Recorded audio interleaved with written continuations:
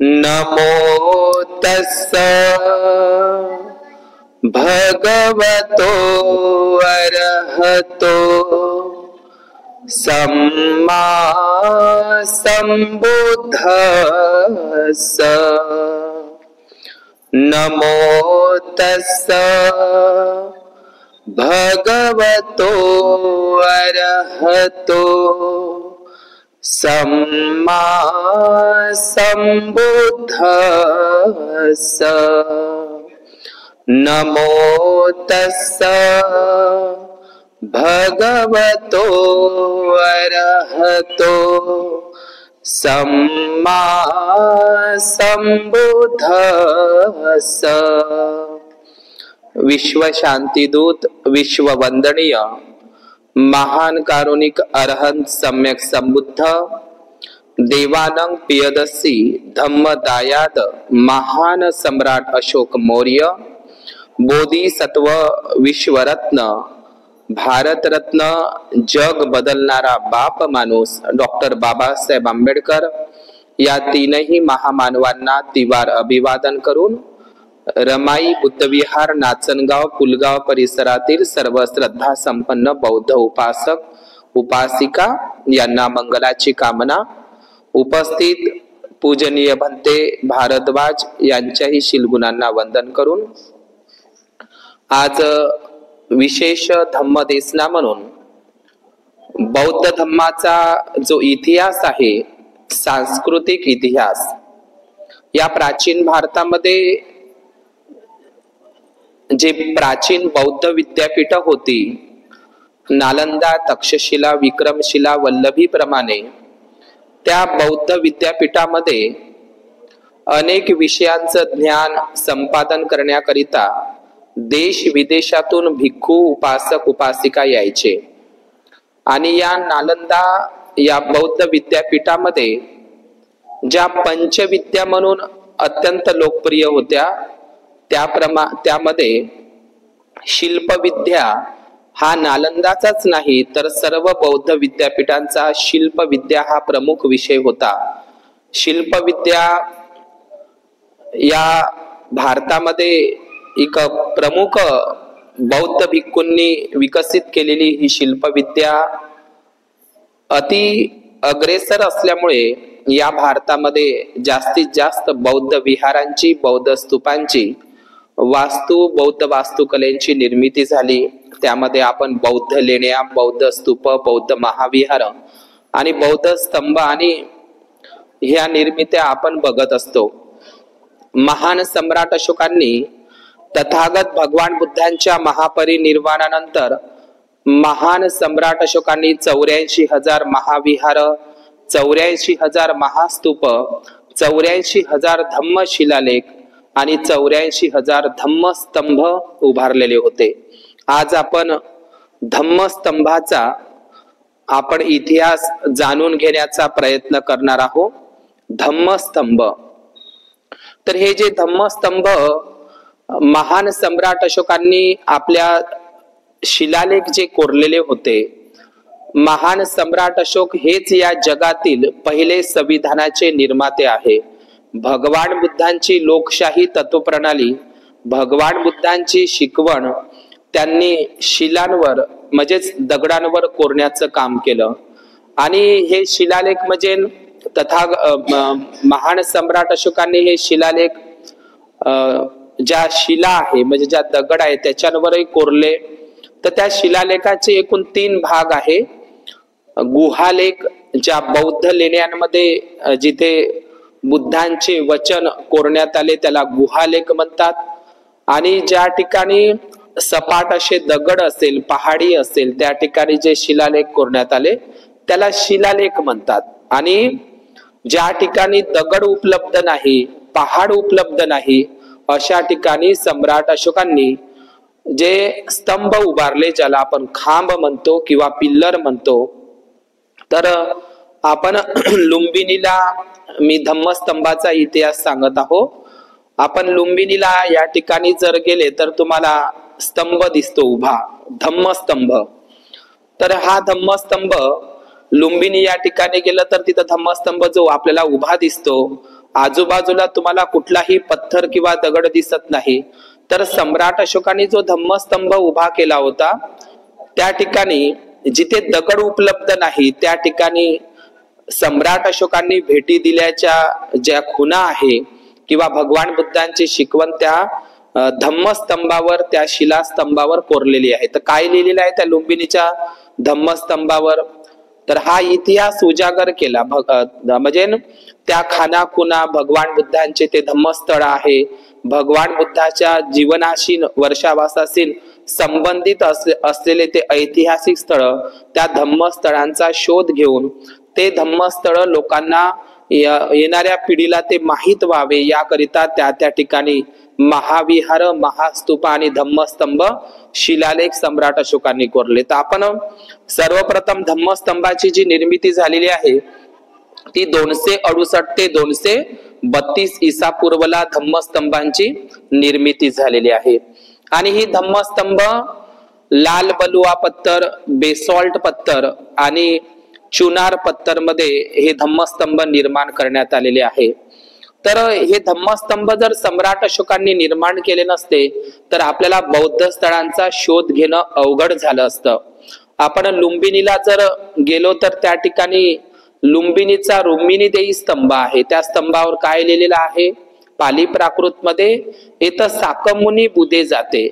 लुंबिनीच्या स्तंभावर, पिल्लरवर येथ साकमुनी बुधे जाते म्हणजे येथे शाक्यमुनी बुद्धाचा जन्म झाला असा उल्लेख सम्राट अशोकांनी त्या लुंबिनीच्या धम्मस्तंभावर केलेला आहे. आणि हे जे धम्मस्तंभ आहे, सम्राट अशोकांचे जे धम्मस्तंभ, आपण सर्वप्रथम जर धम्मस्तंभ बघितला तर जो लुंबिनीचा जो धम्मस्तंभ आहे त्या लुंबिनीच्या धम्मस्तंभावर 7व्या शताब्दीमध्ये जे चीनी प्रवासी बौद्ध भिक्खू येऊन गेले त्या लुंबिनीच्या धम्मस्तंभावर तुम्हाला शीर्ष दिसत नाही. तर 7व्या शताब्दीमध्ये आलेल्या भिक्खूंनी सांगितलेलं आहे की लुंबिनीच्या धम्मस्तंभावर आम्ही त्या ठिकाणी घोड्याचं शीर्ष बघितलं.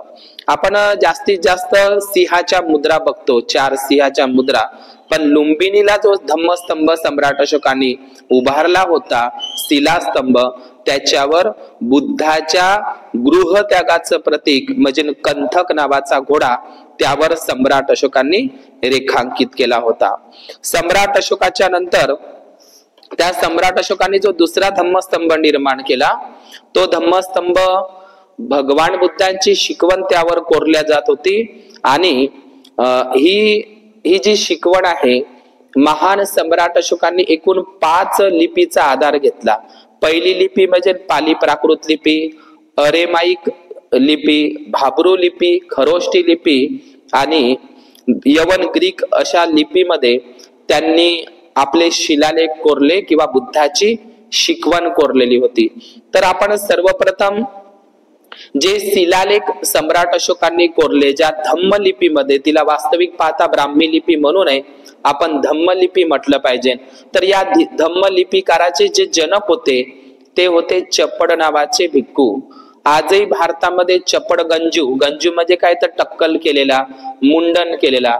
तर चप्पड नावाचा धम्मलिपीकार सम्राट अशोक आणि मोगली पुत्ततीस जसे जसे आदेश देत होते, कुठे काय कोरायचं, कुठली शिकवण कोरायची, हे धम्मलिपीकार सम्राट अशोकाच्या राज दरबारातले धम्मलिपीकार होते चप्पड नावाचे भिक्खू. या चप्पड नावाच्या भिक्खूंनी हे शिलालेख कोरण्यामध्ये योगदान दिलेलं आहे. तर सम्राट अशोकांनी 84,000 शिलालेख कोरले. 84,000 शिलालेख.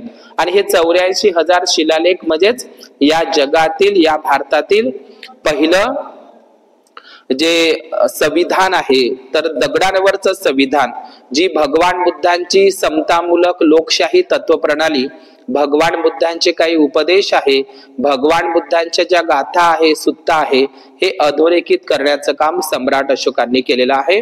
तर सम्राट अशोकांनी जो पहिला सिंहस्तंभ आपण पाहिला असेल, वाराणसी जवळ आहे सारनाथला, जे भारताचं राष्ट्रीय चिन्ह म्हणून, ते धम्म राजमुद्रा म्हणून डॉक्टर बाबासाहेब आंबेडकर भारतीय संविधान सभेमध्ये, त्या समितीमध्ये असताना त्यांनी ते पारित करून घेतलं. बुद्धाच्या जीवनाशी निगडीत असलेली चार तोंडांची सिंह मुद्रा. आता ही चार तोंडाची सिंह मुद्रा म्हणजे काय, तर तथागत भगवान बुद्धांचा धम्म हा चारही दिशेनं जावा म्हणून भगवान बुद्धाला शाक्य सिंह म्हणतात, नरसिंह म्हणतात. आणि मग तो जो राष्ट्रीय स्तंभ म्हणून आहे चार तोंडाचा जो सिंह आहे आपल्याला सारनाथला तिथच्या म्युझियम मध्ये दिसतो. त्या सारनाथच्या सिंह स्तंभाचं एक वैशिष्ट्य आहे, त्याच्यावर 32 साऱ्याचा चक्र आहे. 32 सारे आपल्याला माहित आहे भगवान बुद्धांच्या जे 32 लक्षणं आहे, या 32 साऱ्याचं चक्र तुम्हाला त्या राष्ट्रीय चिन्हावर सारनाथच्या दिसते. आणि चार मुख सिंहाची मुद्रा सुद्धा दिसते. आणि तो 26 जानेवारी 1950 ला तो राष्ट्रीय चिन्ह म्हणून ते घोषित करण्यात आलं. आणि त्याच्यावरचाच जो धम्मचक्र आहे ज्याला आपण अशोक चक्र म्हणतो, ते राष्ट्रध्वजावर ते रेखांकित करण्याचा सल्ला पारित करण्यात आला होता. तर आपण ते जे राष्ट्रीय चिन्ह पाहतो चार तोंडाची जी सिंह मुद्रा, त्याच्यावर चार आणखी चिन्ह आपल्याला दिसते. हत्ती दिसते, खालच्या साईडला 32 साऱ्याचं चक्र आहे, हत्ती आहे. तर हा हत्ती कशाचं प्रतीक आहे, बुद्धाच्या जन्माचं प्रतीक. घोडा आहे, ते घोडाही बुद्धाच्या सिद्धार्थ गौतमाच्या गृहत्यागाचं प्रतीक. बैलही त्याच्यावर आहे, सांड ज्याला म्हणतो आपण. तर हे बैलही सुद्धा, बुद्ध हे कृषी प्रधान संस्कृतीचे होते. त्यांच्या घरी 2000 बैल, 1000 नांगर एका दिवशीला चालायचे. तर बैल हे शाक्य कृषी प्रधान संस्कृतीचे असल्यामुळे बैल, आणि त्या ठिकाणी शेर सुद्धा आहे. खाली पुन्हा शेर हे कशाचं प्रतीक आहे, तर हे बुद्धाला शाक्य सिंह म्हणतात, नरसिंह म्हणतात. बुद्धांच्या आजोबाचं नाव आहे सिंह हनु. आपण बुद्ध आणि त्याचा धम्म जर ग्रंथ वाचला तर त्याच्यामध्ये सिंह हनु, हनु म्हणजे काय तर हनुवटी.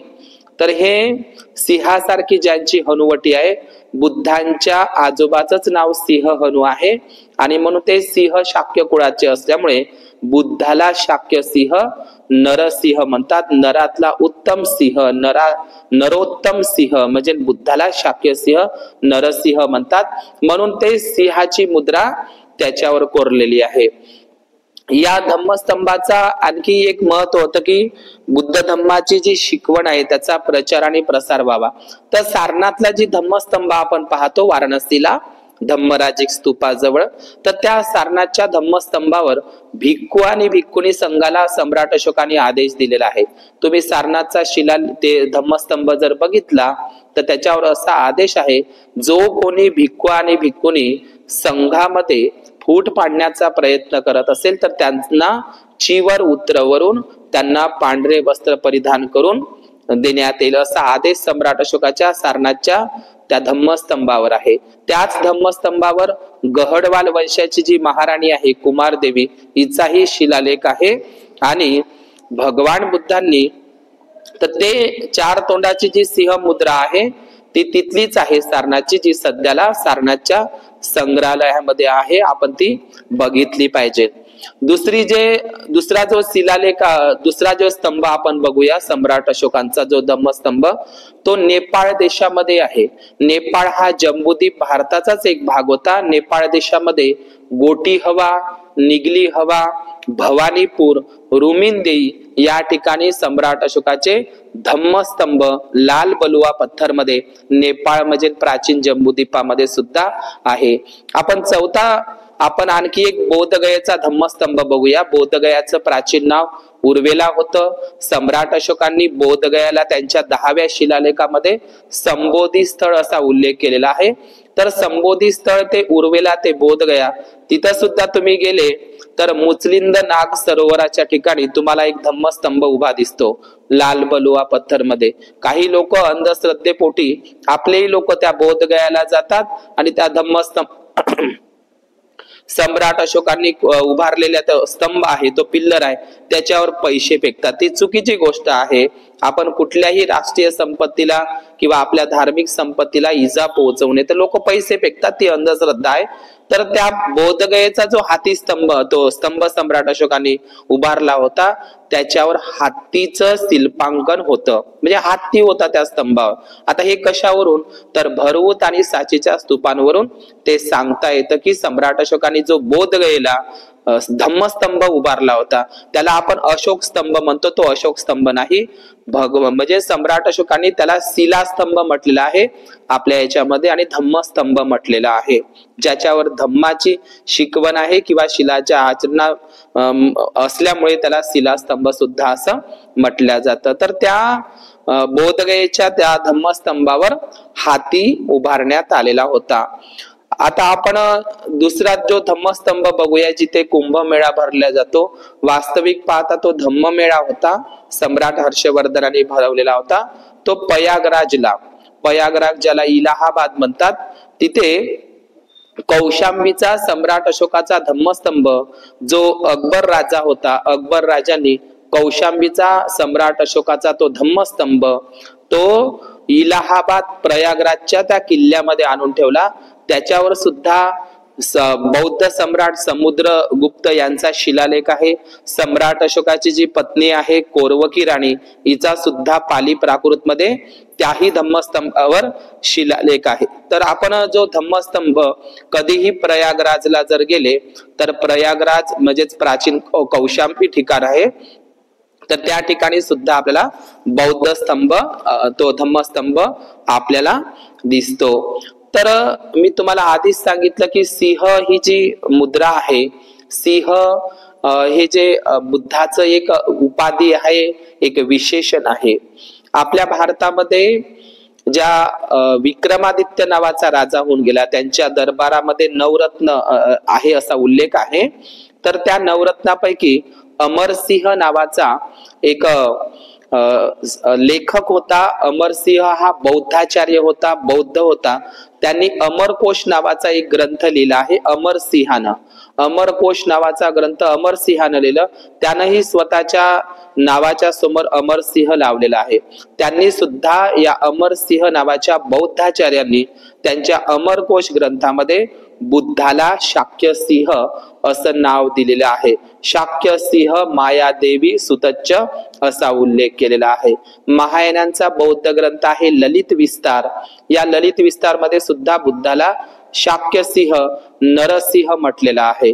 श्रीलंकेमध्ये जो ग्रंथ तयार झाला महावंश, याच्यामध्ये सुद्धा बुद्धाला शाक्यसिंह नावाची उपाधी म्हणून दिलेली आहे. हिंदूंचे जे भविष्य पुराण आहे त्याच्यामध्ये सुद्धा बुद्धाला शाक्यसिंहच म्हटलेला आहे, नरसिंहच म्हटलेला आहे. तर शाक्यसिंह नरसिंह म्हणजे काय, तर तथागत बुद्धांनी जे आपलं पहिलं प्रवचन सारनाथला दिलं होतं, त्या धम्मचक्र प्रवचनाला किंवा त्या धम्मचक्र प्रवर्तन सुत्ताला सिंहनाद म्हणतात, सिंहाची गर्जना म्हणतात. जशी सिंहाची गर्जना झाली तर सर्व प्राणी जंगलातले पळून जातात, अशा प्रकारे भगवान बुद्धांच्या त्या धम्मचक्र प्रवर्तन सुत्ताला, त्या धम्म प्रवचनाला, त्या सारनाथच्या त्याला सिंह गर्जना किंवा सिंहनाद म्हणतात. म्हणून भगवान बुद्धांचं सुत्त पिटकामध्ये सिंहनाद नावाचा सुत्त सुद्धा आहे. सिंहनाद, नाद म्हणजे काय, तर गर्जना, आवाज होते. भगवान बुद्धांचा जसा जंगलाचा राजा सिंह असतो, त्याचप्रमाणे या इंद्रियाचा राजा, स्वतःवर विजय मिळवलेला राजा म्हणजे बुद्धाला सिंह नाद असं सुद्धा म्हटलं जातं. भगवान बुद्धांच्या काळामध्ये शाक्यगण लोक आणि वैशाली गण लोक आपल्या नावासमोर सिंह हा शब्द वापरत होते. आपण वैशालीचा बुद्धाने त्याच्या धम्मग्रंथामध्ये सिंह सेनापती, आज जे सिंह आडनाव आहे हे बौद्धांकडून, शाक्यांकडून आणि वैशाली गणांकडून जसंच्या तसं घेतलेलं आहे. बुद्धाच्या काळामध्ये वैशालीचा सिंह सेनापती होता. तर सिंह ही जी उपाधी आहे, एकतर शाक्य लोक आणि वैशालीचे लिच्छवी वज्जी लोक आपल्या नावासमोर लावत होते. सम्राट हर्षवर्धन जो बौद्ध राजा होऊन गेला, त्यांच्या महामंत्र्याचं नाव सुद्धा सिंहनाद होतं.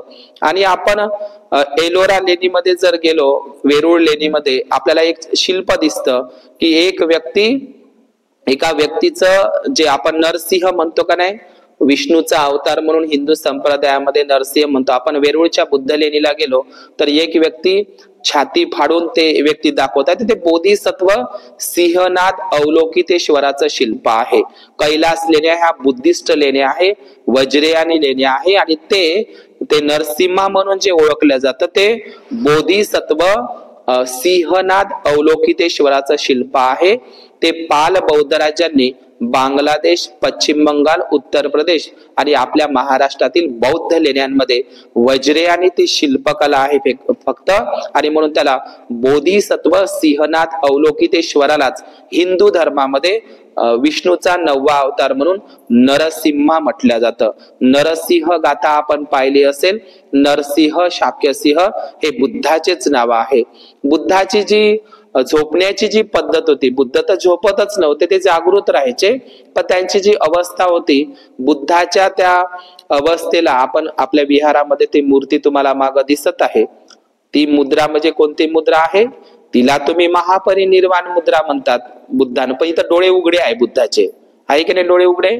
तरी बुद्ध ज्या पोझिशन मध्ये असे झोपायचे त्याला सिंहशय्या म्हणतात. कोणती निद्रा? बघा माझ्या मागे आहे, सिंहशय्या निद्रा, सिंहशय्या मुद्रा. म्हणजे सिंहासारखं. जसं जंगलाचा राजा सिंह असतो, त्याला कसल्याही प्रकारचं भय नसते, भीती नसते, कारण तो काय आहे? जंगलाचा राजा आहे, कसल्याच प्रकारची भीती नसते. म्हणून भगवान बुद्धाला अभय मुद्रा सुद्धा आहे बुद्धाची. म्हणजे ज्याला कसल्याही प्रकारचं भय नाही, ज्याला कसल्याही प्रकारची भीती नाही, अशा व्यक्तीला अभय म्हणजे बुद्धाची अभय मुद्रा, सिंहशय्या मुद्रा ही सारखीच आहे. ज्याला कुठल्याही प्रकारचं भय नाही, तर म्हणून हे अभय मुद्रा ही सिंहशय्या मुद्रा बुद्धाचं नाव आहे. आपण वैशालीला जर गेलं, तुम्हाला कोल्हुआचा पिल्लर दिसते. तो पिल्लर 60 फुटाचा आहे. तुम्ही कधी म्हणजे सारनाथचा जो धम्मस्तंभ पाहिला तर तिथं 4 सिंहाचे तोंड दिसतात मुद्रा. पण तुम्ही वैशालीला कधी जर गेले धम्मस्थळीला, तिथं तुम्हाला एकच धम्मस्तंभ आहे. त्या धम्मस्तंभावर सिंहाचं एकच मुद्रा आहे. आता ते सिंहाचं तोंड ज्या दिशेनं बुद्धानं महापरिनिर्वाणाची घोषणा भगवान बुद्धांनी माघ पौर्णिमेला वैशालीलाच केलेली होती. आणि भगवान बुद्ध उत्तर दिशेकडून ते सिंहाचं तोंड आहे. म्हणजे भगवान बुद्ध याच दिशेकडून वैशालीचा शेवटची भेट घेऊन याच दिशेनं ते कुशीनाराच्या दिशेनं निघाले. म्हणून सिंहाचं तोंड त्याच दिशेनं आहे. ते दिशा निर्देश आहे येणाऱ्या इतिहासासाठी. आणि तो 60 फुटाचा आहे. आणि त्याला एवढी ग्लेज आणि चमक आहे, तर आपण पाहू शकतो की वैशालीचा जो धम्मस्तंभ आहे, ज्याला कोल्हुआ म्हणतात किंवा कुटागारशाला म्हणतात, तोही एक धम्मस्तंभ आहे. आपल्या महाराष्ट्रामध्ये जे पटण्यामध्ये दिदारगंज नावाची जी यक्षिणी आहे किंवा भाजेच्या बौद्ध लेणे आहे, याच्यामध्ये तुम्हाला सम्राट अशोकाच्या काळातली जी धम्मस्तंभावर जी ग्लेज आहे, पॉलिश आहे, चमक आहे, ते तुम्हाला पाहायला मिळते. म्हणजे तथागत भगवान बुद्धांनी जेव्हा वैशालीचा निरोप घेतला तेव्हा ते केसरियाला गेले. केसरिया वैशालीच्या जवळ आहे. तिथं त्यांनी भिक्षापात्र दान केलं होतं तथागत बुद्धांनी. त्या भिक्षापात्रावर केसरिया या ठिकाणी जगातला सगळ्यात मोठा बौद्ध स्तूप आजही आपल्याला वैशालीच्या जवळ दिसतो. तो बौद्ध स्तूप केसरिया म्हणजे काय? भगवा कलर. आपल्याला केसरी नंदन म्हणून असं ऐकलंय की केसरिया स्तूपावर सुद्धा आता अतिक्रमण होत आहे. त्या ठिकाणी जगातलं सगळ्यात मोठं हनुमानाचं मंदिर त्या ठिकाणी निर्माण करण्याचा प्लॅन RSSच्या लोकांचा आहे केसरियाच्या ठिकाणी. त्याही ठिकाणी अतिक्रमण झालेलं आहे.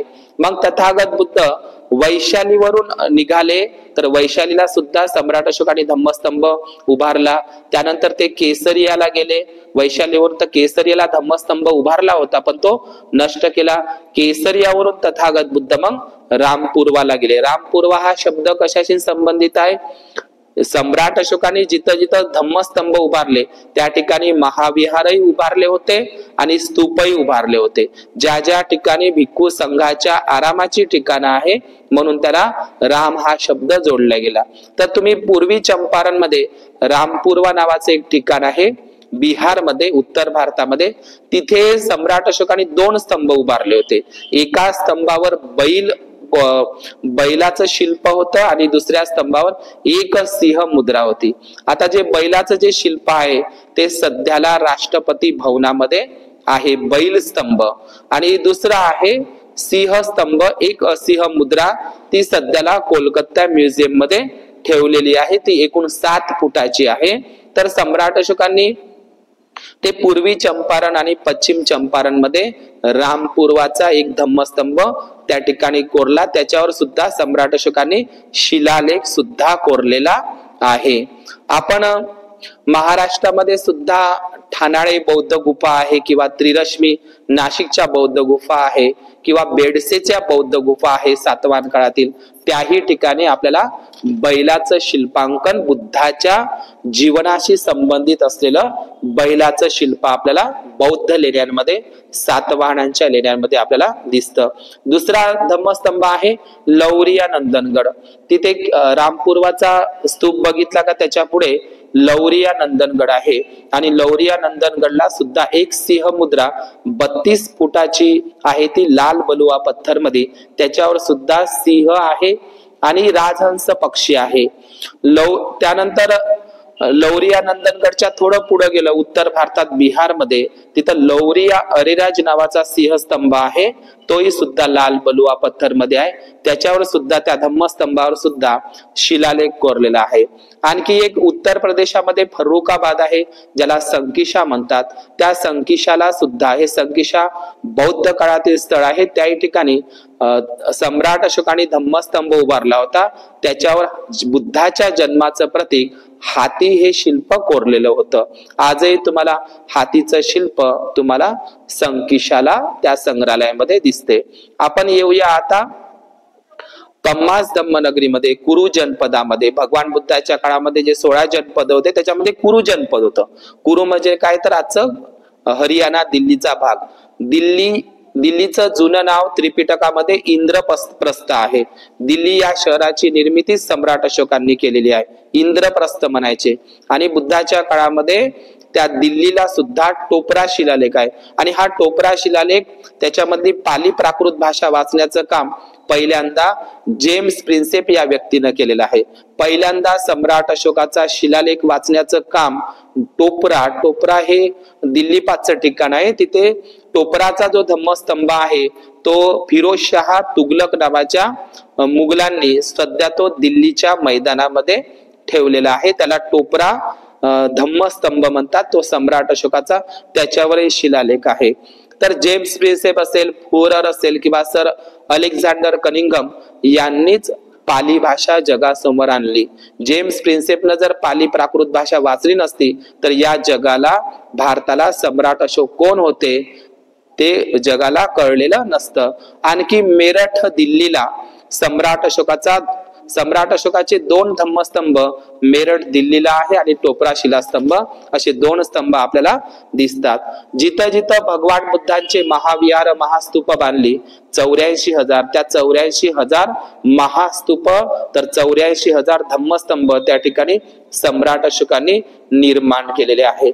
आपण सांचीला जर गेलो, विदिशा जवळ भोपाळला, सांचीला सुद्धा 4 तोंडाच्या सिंह मुद्रा आपल्याला सांचीच्या स्तूपाजवळ तिथं धम्मस्तंभही दिसतात आणि सांचीचे जे संग्रहालय आहे तिथे सुद्धा तुम्हाला 4 तोंडाच्या सिंह मुद्रा दिसतात.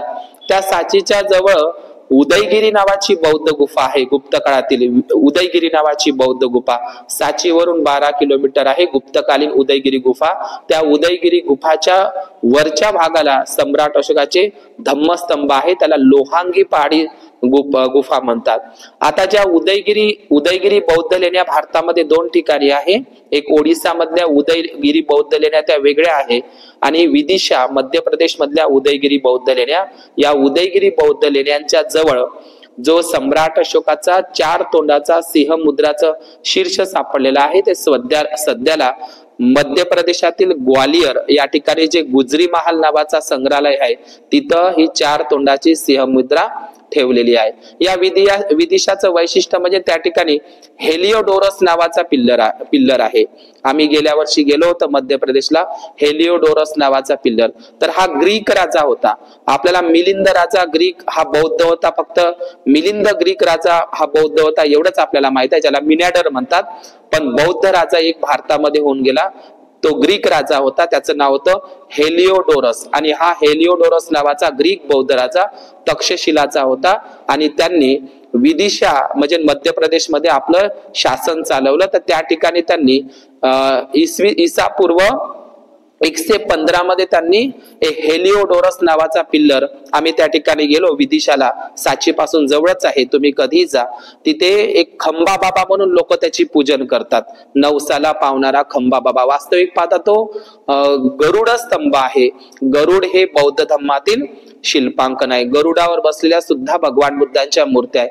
त्याच्यावर हेलिओडोरस नावाचा जो धम्मस्तंभ आहे विदिशाला, त्याच्यावर काही पाली प्राकृत मध्ये काही लोक म्हणतात तो गरुड ध्वज आहे आणि तो ब्राह्मणांचा हिंदूंचा तो स्तंभ आहे, पण तो हेलिओडोरस बौद्ध राजा होता, ग्रीक बौद्ध राजा होता आणि तो बौद्ध धम्माचा स्तंभ आहे. सम्राट अशोकाच्या स्तंभावरूनच त्याची नक्कल केलेली आहे. त्याच्यावर काही धम्मस्तंभ कोरलेला आहे हेलिओडोरस राजांनी. देव देवस वो वस गरुड ध्वजे अयं करितोई हेलिओडोरेन भग वतेन दियसे पुतेन तकशिलाकेन योन दातेन अगितेन महाराजस्स अंतलिखितस्स उपतास्स कास रग्गो काशी पुतस्स भागभद्रस्स तातारस वासेन चातुदसेन राजेन वा धम्मा नंत. अनुवाद देवो के देव वो महाय गरुड़ ध्वज हेलिओडोरन भगवत ने स्थापित किया तक्षशिला के दियस पुत्र यवनदाता के आकर महाराज अंतलिखित के उपाता उपमंत्री ने कास राजा काशी के पुत्र भागवत तातार के धम्माचारी राज्य के 14वे वर्ष. इथं धम्माचारी शब्द आलेला आहे, म्हणजे तो धम्मस्तंभ होता. धम्माचारी सुखं सेती आपण म्हणत असतो. तर उदयगिरीच्या बौद्ध गुफांपाशी 5व्या शताब्दीपासून सुद्धा 4 तोंडाचा सिंह सापडलेला आहे. तो सिंहस्तंभ सध्या ग्वालियरच्या संग्रहालयामध्ये आहे. त्या 4 तोंडाच्या सिंह मुद्राचं वैशिष्ट्य असं आहे की त्या 4 तोंडाच्या सिंह मुद्राच्या याला पंख लागलेले आहे आणि तो गुजरी महाल मध्ये ठेवलेला आहे. एक सिंह मुद्रा जी बौद्ध गुफा आहे ते सुद्धा ग्वालियरला ठेवलेली आहे.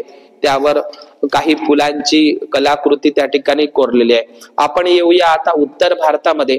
उत्तर भारतामध्ये जे श्रावस्ती नावाचं ठिकाण आहे, श्रावस्तीला विशाखा माताने जो बुद्धाला पूर्वाराम नावाचं एक महाविहार बांधून दिलं होतं, त्या पूर्वाराम नावाच्या महाविहाराला जर तुम्ही प्राचीन त्याचे अवशेष आहे श्रावस्तीला कधी जर गेले तर विशाखा मातेच्या तिथं तुम्हाला धम्मस्तंभ दिसतो सम्राट अशोकाचा, त्याला आता शिवलिंगामध्ये परिवर्तन केलेलं आहे. श्रावस्तीला सुद्धा धम्मस्तंभ अशोक स्तंभ आहे, त्याला शिवलिंगामध्ये परिवर्तित करण्याचं काम केलेलं आहे. साकेत अयोध्याला सुद्धा सम्राट अशोकाचा अशोक स्तंभ धम्मस्तंभ आहे, त्याला सुद्धा शिवलिंगामध्ये परिवर्तित केलेला आहे. सम्राट अशोकाची मगध राजधानी आहे कुमरार पटना, जिला पाटलीपुत्र म्हणतात, त्या ठिकाणी सुद्धा 80 स्तंभाचा सम्राट अशोकाचा राजमहाल होता. कुंभरार म्हणजे पटना प्राचीन पाटलीपुत्रला सम्राट अशोकांच्या त्या राजधानीमध्ये सुद्धा सम्राट अशोकाचा स्तंभ आहे. दिल्लीला लोह स्तंभ आहे. दिल्लीला जो लोह स्तंभ सम्राट अशोकाचाच आहे. पुन्हा दिल्लीला 3 स्तंभ आहे आणि धार एक जिल्हा आहे मध्य प्रदेश मध्ये, तिथे सुद्धा राजा भोज हा बुद्धिस्ट राजा, त्यांनी सुद्धा लोह स्तंभ हा धार मध्य प्रदेश मध्ये आहे. आणि मध्य प्रदेश मध्ये मंदसौर स्तंभ म्हणून आहे, जो यशोधर्मन नावाचा बौद्ध राजा, ज्यांनी मालवा प्रांतामध्ये मध्य प्रदेश प्रांतामध्ये सिंह मुद्रा असलेला यशोधर्मन नावाच्या राजांनी धम्मस्तंभ कोरलेला आहे. तिथे विदिशापासी एरण नावाचा धम्मस्तंभ आहे किंवा सैदपूर गाजीपूर इथे सुद्धा सम्राट अशोकांनी आणि स्कंदगुप्ताचा अशोक स्तंभ आपल्याला उत्तर प्रदेशामध्ये दिसतो. आपण महाराष्ट्रामध्ये जर आलो तर महाराष्ट्रातली सगळ्यात मोठं चैत्यालय बौद्ध गुफा म्हणजे लोणावळ्याची कार्ला गुफा. लोणावळ्याच्या कार्ला गुफेच्या प्रवेशद्वारावर सम्राट अशोकाच्या 4 तोंडाच्या सिंह मुद्राची नक्कल सातवाहन बौद्ध राजांनी सुद्धा केलेली आहे. तुम्ही कार्ला बुद्ध लेणीला जर भेट दिली महाराष्ट्रामध्ये तर सातवाहन बौद्ध राजांनी त्या ठिकाणी सम्राट अशोकाच्या धम्मस्तंभाचं म्हणजे तिथं शिल्पच कोरले आणि 4 दिशेनं 4 सिंह त्या ठिकाणी आहे. तो कारल्याचा सिंहस्तंभ 45 फुटाचा आहे आणि तो धम्मस्तंभ जो वैजंतीचा जो सेट आहे त्यांनी तो कोरलेला आहे. अग्निमित्रक नावाने असा उल्लेख कारल्याच्या त्या धम्मस्तंभावर कोरलेला आहे. आपण भरऊतला जर गेलं तर भरऊतच्या जे शिल्पांकन आहे किंवा साचीचे स्तूप आहे याच्यावर सुद्धा आपल्याला स्तंभ दिसतात. महाराष्ट्रामध्ये गुजरातमध्ये केडिया डोंगर नावाची बौद्ध गुफा आहे, प्राचीन केडिया डोंगर नावाची बौद्ध गुफा। त्या केडिया डोंगर गुजरातच्या बौद्ध गुफेमध्ये सुद्धा 4 तोंडाची सिंह मुद्रा तिथे प्राप्त झालेली आहे, त्याचंही विकृतीकरण झालेलं आहे। बेडसेची लेणीला बैल स्तंभ आहे, हाती स्तंभ आहे, घोडा स्तंभ आहे आणि सिंह स्तंभ सुद्धा आहे। आपण मथुरा उत्तर भारतामध्ये जर गेलं तर मथुरेच्या संग्रहालयामध्ये सुद्धा आपल्याला सिंह मुद्रा सम्राट कनिष्काच्या काळातली दिसते। इकडं आंध्र प्रदेशमध्ये जर गेलं, जिकडं संगमरवरी दगडामध्ये पांढऱ्या शुभ्र दगडामध्ये अमरावतीला सुद्धा सिंह स्तंभ संग्रहालयामध्ये सापडलेला आहे। आंध्रामध्ये जगय्यापेठ नावाचं एक ठिकाण आहे, त्याही ठिकाणी सुद्धा सातवाहन काळातील सिंह स्तंभ प्राप्त झालेला आहे, धम्मस्तंभ प्राप्त झालेला आहे। इकडे कर्नाटकामध्ये सन्नती, कंगनहल्ली, गुलबर्गा सुद्धा या ठिकाणी सुद्धा धम्मस्तंभ आणि शिलास्तंभ सम्राट अशोकाचे प्राप्त झालेले आहे।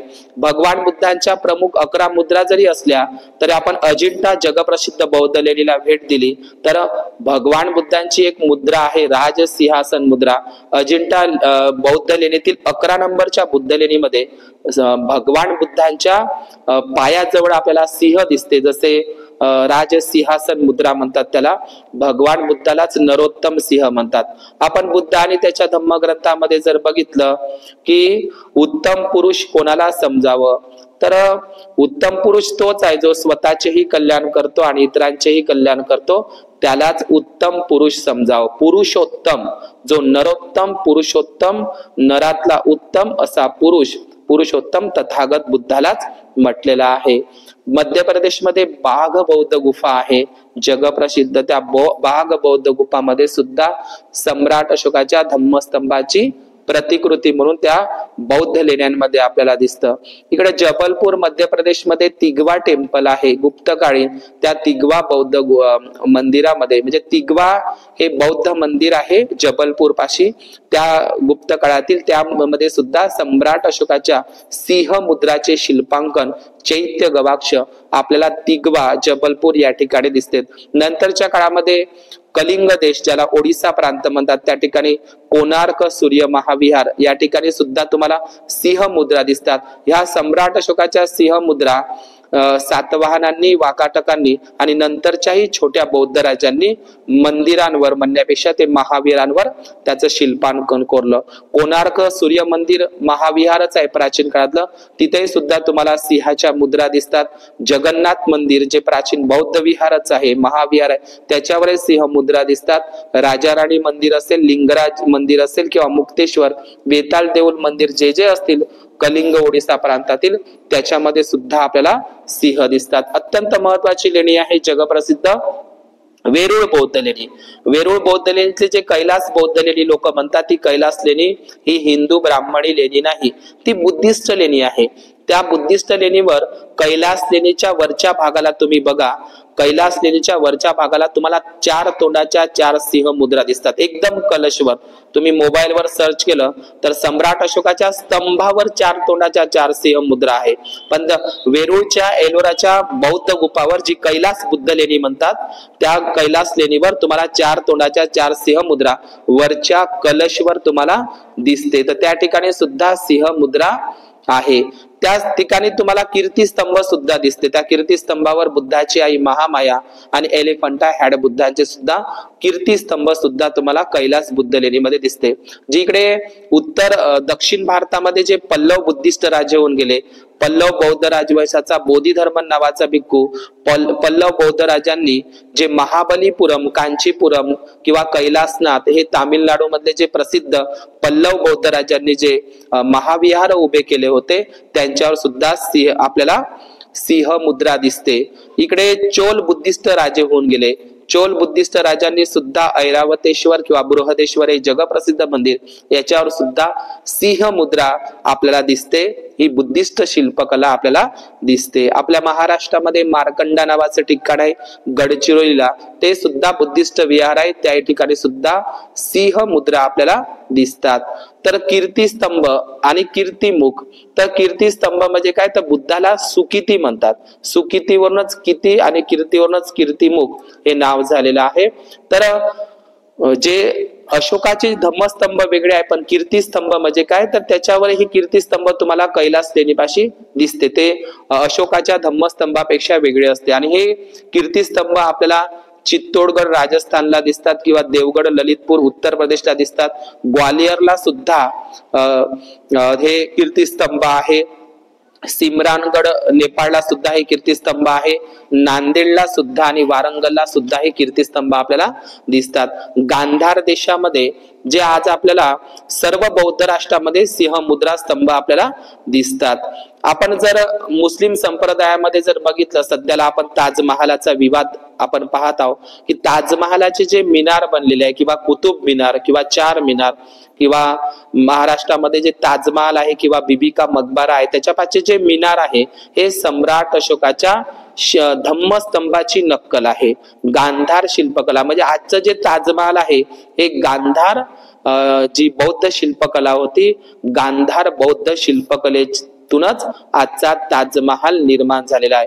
गांधार बौद्ध शिल्पकला वास्तुकलेमधूनच त्याचीच टू कॉपी म्हणजे आजचं ताजमहाल आणि मुस्लिम बांधवांचे जे मिनार आहे हे सम्राट अशोकाच्या धम्मस्तंभाचा आधार घेऊन निर्माण करण्यात आलेले आहे.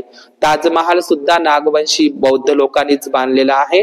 भारतामध्ये जेवढे काही वास्तुकला आहे, लेण्या आहे, गडकिल्ले आहे, सर्वच्या सर्व नागवंशी लोकांनीच बांधलेला आहे. तर हे सर्व सांगत असताना मी विजय स्तंभाची जी गोष्ट सांगतो आणि या ठिकाणी थांबतो की सम्राट अशोकाने जे धम्मस्तंभ उभारले होते आणि त्यानंतर जे कीर्तिस्तंभ सुद्धा जैनांमध्ये सुद्धा आहे आणि बौद्धांमध्ये सुद्धा आहे. तर हे कीर्तिस्तंभाच्या नंतर या सम्राट अशोकाच्या धम्मस्तंभाचा आधार घेऊनही नंतरच्या काळामध्ये विजय स्तंभ निर्माण करण्यात आलेले आहे. जसं ज्याप्रमाणे सम्राट अशोकाने जे धम्मस्तंभ उभारले त्याच्यावर भगवान बुद्धांची शिकवण आणि भगवान बुद्धांचे जे काही लेख आहे त्याच्यावर कोरले होते.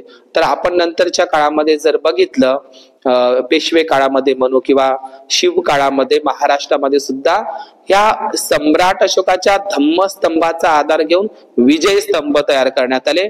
आपल्याला माहित आहे पुण्याजवळ असलेलं खर्डा नावाचं ठिकाण, त्या ठिकाणी विजय स्तंभ आहे आणि भीमा कोरेगावाचा जगप्रसिद्ध विजय स्तंभ तर सर्वांनाच माहित आहे. त्या धम्मस्तंभांवर नागवंशी 500 लोकांची नावं आहे. बाबासाहेब त्या धम्मस्तंभाला दरवर्षी सलामी द्यायला जायचे, मानवंदना द्यायला जायचे. तर या सम्राट अशोकाच्या धम्मस्तंभावरूनच हे कीर्तिस्तंभ, मुस्लिमांचे मिनार आणि विजय स्तंभापर्यंत आणि महाराष्ट्रामध्ये आपल्याला माहित आहे विजय स्तंभ तर निर्माण झालेच, पण आपल्या महाराष्ट्रामध्ये दीपस्तंभ निर्माण झाले. ते खास करून मराठवाड्यामध्ये आहे. दीपस्तंभ म्हणजे त्याला दीपमाळा म्हणतात. प्राचीन काळामध्ये इलेक्ट्रिक पोल नसल्यामुळे मंदिरं असेल किंवा काही सौंदर्य सजावटीसाठी दीपस्तंभ लावायचे. दीपस्तंभ म्हणजे काय, त्याच्यामध्ये दिवे कोरले जाते. तर ही सुद्धा सम्राट अशोकाच्या धम्मस्तंभावरचीच काय आहे, ती नक्कल आहे. आपल्या महाराष्ट्रामध्ये बीडला दीपस्तंभ आहे किंवा जेजुरीच्या खंडोबाला दीपस्तंभ आहे. देवास मध्य प्रदेशचा दीपस्तंभ खूप प्रसिद्ध आहे. उज्जैनचा सुद्धा दीपस्तंभ खूप प्रसिद्ध आहे आणि कोल्हापूरच्या महालक्ष्मी जे महामाया मंदिर आहे तिचा सुद्धा दीपस्तंभ प्रसिद्ध आहे. सांगायचं तात्पर्य हेच आहे की महान सम्राट अशोकांनी हे दीपस्तंभ या धम्मस्तंभ जे सम्राट अशोकांनी जे निर्माण केले, आता तर संपूर्ण जगमध्ये सर्वच बौद्ध राष्ट्रामध्ये हे धम्मस्तंभ निर्माण करण्यात येत आहे. जर्मनी नावाच्या देशाने तर संविधान स्तंभच निर्माण केलेला आहे. तर आता देश विदेशामध्ये सुद्धा सम्राट अशोकाच्या धम्मस्तंभाची नक्कल म्हणून ते वेगवेगळ्या पद्धतीनं धम्मस्तंभाची उभारणी होत आहे. पण सम्राट अशोकांनी जे धम्मस्तंभाचं रूपांतर नंतर कीर्तिस्तंभामध्ये झालं, कीर्तिस्तंभाचं रूपांतर विजय स्तंभामध्ये झालं आणि विजय स्तंभाचं रूपांतर हे दीपस्तंभामध्ये झालं. तर अशा प्रकारे हा धम्मस्तंभ जो अशोक स्तंभाचा हा जो इतिहास आहे, हे धम्मस्तंभ म्हणजे महान सम्राट अशोकांनी शिलालेख कोरलेले ते ठिकाण आहे. ते धम्मस्तंभ किंवा ज्याला आपण अशोक स्तंभ म्हणतो, तर ते धम्मस्तंभ जर सम्राट अशोकाने उभारले नसते तर बौद्धांचे कोणते स्थळ कुठले आहे हे आपल्याला निश्चितपणे सांगता आलं नसतं. सम्राट अशोकाने जिथं जिथं 84,000 महाविहार 84,000 महास्तूप ज्या ज्या ठिकाणी बांधले त्या त्या ठिकाणी धम्मस्तंभ उभारले आणि धम्मस्तंभच उभारून थांबला नाही हा राजा, तर धम्मस्तंभावर भगवान बुद्धांची शिकवण सुद्धा कोरली पाली प्राकृत मध्ये. आणि अशा प्रकारे सम्राट अशोकाच्या काळापासूनची ही परंपरा सातवाहन वाकाटक राजांनी सुद्धा जोपासलेली आहे. तर हा धम्मस्तंभ अशोक स्तंभाचा हा इतिहास या ठिकाणी मी सांगण्याचा प्रयत्न केलेला आहे, कारण जो इतिहास विसरतो तो इतिहास निर्माण करू शकत नाही. तर ही सम्राट अशोकाची ही प्राचीन ही धम्मस्तंभाची परंपरा, या धम्मस्तंभाचं जतन करणं, त्याचं रक्षण करणं ही काळाची गरज आहे. आपण ज्या ज्यावेळी धम्मस्तंभांना भेटी देतो बौद्ध स्थळातील त्या त्या धम्मस्तंभावरची पाली प्राकृत भाषा आपण त्याचं पठन केलं पाहिजे, वाचन केलं पाहिजे. तर सम्राट अशोकांच्या या धम्मस्तंभाचा हा इतिहास या ठिकाणी मी उजागर करण्याचा हा प्रयत्न केलेला आहे. तर या ठिकाणी मी थांबतो. भवतु सब्ब मंगल, भवतु सब्ब मंगल.